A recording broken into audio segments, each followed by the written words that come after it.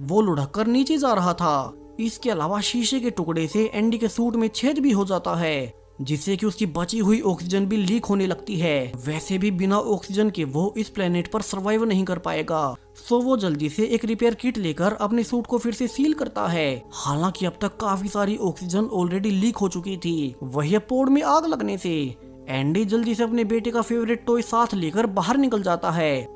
Andy देखता है कि इस वीरान पड़े ग्रह की तेज ग्रेविटी के कारण अब उनका पूरा बोरियलिस स्पेसशिप ही इस प्लेनेट पर आकर क्रैश हो गया, जिससे कि बहुत बड़ी शॉकवेव निकलती है और एंडी भी से पीछे जा गिरा था। अब एंडी के पास सिर्फ उसकी एआई ही थी, जिससे कि वो अपने सर्वाइवल के बारे में पूछ सकता है। और एआई उसे रिवील करती है कि वे जिस प्लेनेट पर जा रहे थे उस तक जाने में काफी ज्यादा टाइम लगने वाला था। सो उनकी कंपनी ने पैसा और फ्यूल बचाने के लिए एक शॉर्टकट ले लिया और इसी शॉर्टकट वाले रास्ते के बीच वो एस्टेरॉयड बेल्ट थी, जिससे कि टकराने के बाद अब वे इस अननोन प्लेनेट पर आ गिरे हैं, जिस प्लेनेट के बारे में उन्हें कुछ नहीं पता। यहाँ से पृथ्वी और वो माइनिंग प्लेनेट दोनों ही बहुत ज्यादा दूर थे। अब एंडी घबराते हुए दूर से नजर आ रही लाइट की ओर जाने लगता है, ताकि उसे अपने जैसे और भी सर्वाइवर्स मिल सके। वैसे भी अब उसके पास कम ही ऑक्सीजन बची थी। एंडी इस बंजर पड़े प्लेनेट पर काफी दूर चलने के बाद फाइनली अपने स्पेसशिप के क्रैश हुए टुकड़े तक पहुंच ही जाता है, जहां की आग लगी हुई थी। लेकिन यहाँ कोई सर्वाइवर नहीं था। सो वो पास के पोर्ट से ऑक्सीजन टैंक निकालने लगता है, लेकिन उसकी बुरी किस्मत कि वो टैंक ही पहले से डैमेज हो चुका था, यानी कि उसे यहाँ भी ऑक्सीजन नहीं मिलेगी। एंडी जल्दी से आगे बढ़ने लगता है ताकि उसे कुछ और पोर्ट्स मिल जाएं।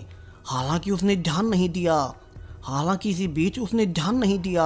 उसके पीछे वाले पोर्ट्स पर किसी तरह के निशान बने हुए थे, यानी कि इस ग्रह पर कोई एलियन लाइफ मौजूद है जो कि बहुत खतरनाक है। अब कुछ देर चलने के बाद एंडी को एसओएस लाइट्स नजर आती हैं, जो कि एक रेतीले तूफान के बीच लगी हुई थी। और एक और सर्वाइवर ड्वेन इन्हें इंस्टॉल कर रहा था ताकि पृथ्वी पर मैसेज भेज सके कि वे अब इस प्लेनेट पर फंसे हुए हैं और उन्हें यहाँ से निकलने के लिए वे एक रेस्क्यू शिप भेजें। अब ड्वेन और एंडी एक दूसरे को देख बहुत खुश थे, क्योंकि 200 से भी ज्यादा वर्कर्स में से सिर्फ वे ही जिंदा बचे थे। ड्वेन कंपनी पर गुस्सा भी होता है कि सिर्फ फ्यूल बचाने के लिए वे शिप को इस खतरनाक रास्ते से ले जा रहे थे।